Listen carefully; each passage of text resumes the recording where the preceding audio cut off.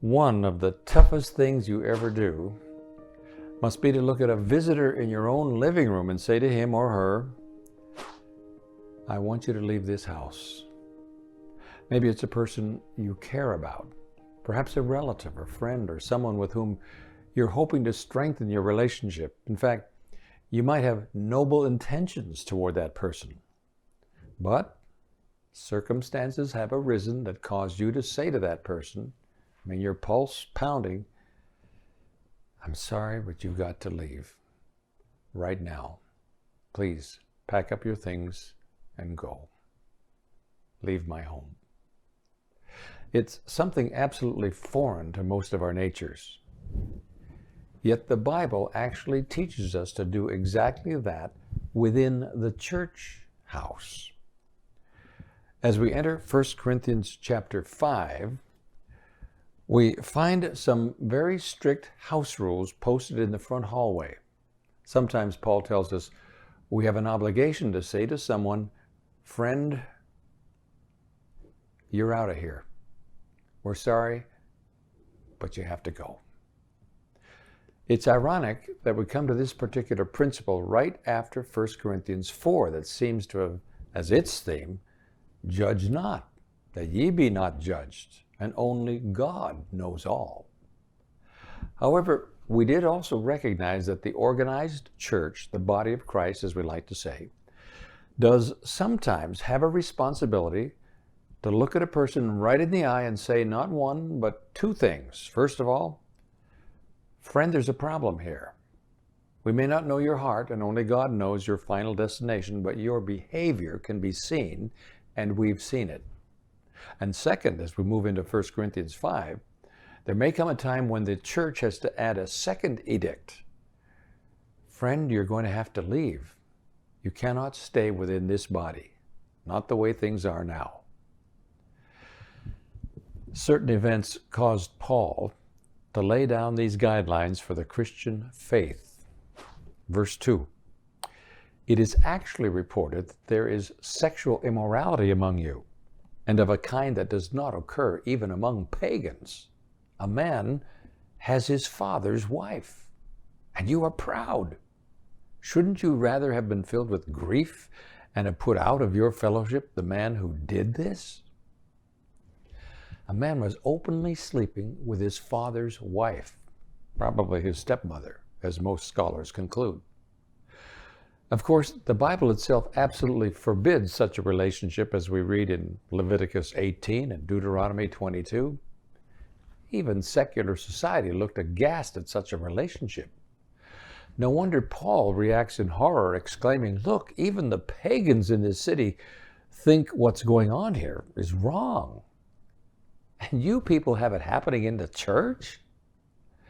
If we could extrapolate down to today, a modern Paul might say, look, everybody knows this is wrong. Even your secular philosophizers, your Playboy magazine publisher types, draw a line and say that such relationships are destructive and evil. Yet here it is thriving in the church. But that was what they were facing. We fall prey to something that we referred to in the last section, where sex always seems to be the scarlet letter, the kick-em-out sin. This chapter teaches us to broaden our horizons as we discover the biblical principles the church must hold on to. It immediately clarifies 2 points. First, it's absolutely clear that the Christian church has authority to remove members from its midst. Weighing everything that the Bible teaches about judging others and the role that only God plays, still, we have a scriptural mandate for the sometimes necessary and painful step of saying to another person, friend, you cannot stay among us. Call it excommunication, disfellowshipping, or what you will. The procedure, as painful as a surgery, is sometimes a proper diagnosis endorsed by heaven. But we have an additional issue to address at the very outset, one referred to in verse 2. It involves our emotions and our attitudes when someone else is living in sin. Let's notice both of the things that Paul talks about. A man has his father's wife, and you are proud. Well, what kind of pride would that be? It would be hard to imagine that anyone indulging in the sin of incest would be proud of that fact itself. Well, some scholars have seen such an attitude as resulting from a warped belief that the gospel freed the believer from all constraints in this world. Some early Christians proudly demonstrated their freedom in the gospel by doing all kinds of outrageous things. They would commit immorality and abuse their bodies just to flaunt their freedoms, as well as the fact that the body didn't mean anything anymore. Corinth's fledgling Christians had a totally flawed kind of pride when they thought their Christianity would permit such freedom. Seemingly, that's what they were boastful about. In other words, we've embraced a new religion that's so filled with grace we can sweep away all rules. This is marvelous. All the old mores and standards are out the door, and we're proud of our liberties and our moral courage. Well, the Seventh-day Adventist Bible commentary on 1 Corinthians 5, verse 2 comments sadly that, and I'm quoting, "The surprising thing was that the church members were self-complacent, proud of their spiritual status, instead of hanging their heads in shame that such great wickedness had broken out in their midst. This does not mean that they were elated or proud because of this evil thing in their church, but they were filled with the same spiritual pride in spite of it." Horrible as the sin of incest is, I really do think that Paul's outrage and concern is even greater over the fact that the believers did not understand all the ramifications of the Christian faith. "How could you have pride over this?" he asks, as if to say, your pride shows that you've completely misunderstood the fullness of the gospel and what it all means. If you think this is grace, you've missed the boat completely. And that's far more serious than even the moral transgression of incest. The same realization is crucial today. Does the Christian gospel include a sin and let live clause in which men and women of God can continue to openly live in and out of bounds moral situations? Does Calvary and God's gift of grace cover over a lifestyle of deliberate, continuous, unabashed, outgoing wickedness? One of Paul's paramount goals in chapter 5 is to give a clear answer of no to that question. After that shocking line, "And you are proud," Paul then adds, "Shouldn't you rather have been filled with grief and have put out of your fellowship the man who did this?"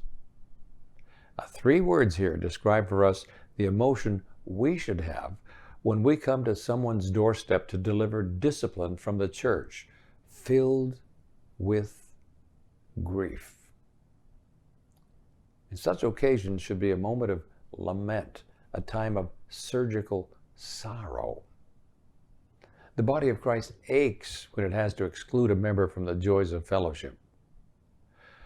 You see, God leaves no room here for "gotcha, I knew it," or "I told you so." No gloating when someone has fallen. No post-Watergate parties to celebrate the toppling of some big name.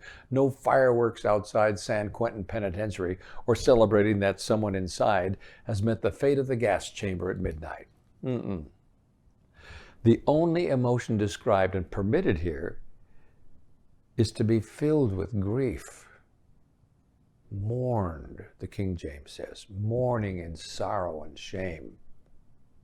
How often, though, do we gossip about the fallen instead of weeping for them? A flagrant speeder finally gets a speeding ticket from heaven. And who among us doesn't pump our fist a bit, glad that someone's sins finally caught up with them? But in 1 Corinthians 5, Paul says no. Filled with grief is the only emotion heaven condones at such a pain-filled moment. Now we find here a powerful combination of 2 traits that I hope we can capture ourselves: quiet, strength and love mingled with sorrow. Jesus had that. Not tolerating wickedness, he spoke passionately against those who thought that a kind of cheap grace would cover their blatant abuse of others, their ongoing sins. You're fooling yourselves, he told them. Woe unto you. But he said it in a voice choked with sorrow. Such failing and falling people were treasures to him. He didn't exult over their lost condition, nor did he feel any joy in their punishment. He died for them. Sending any man or woman away from his church body today, even as a necessary corrective, would be untold agony for Jesus Christ, and it ought to be for us as well. A question haunts us, though. Why? Why does the person have to be sent out? What will it accomplish? Are we simply being punitive here? Is it really true in the Christian realm that one bad apple, well, you know how it goes.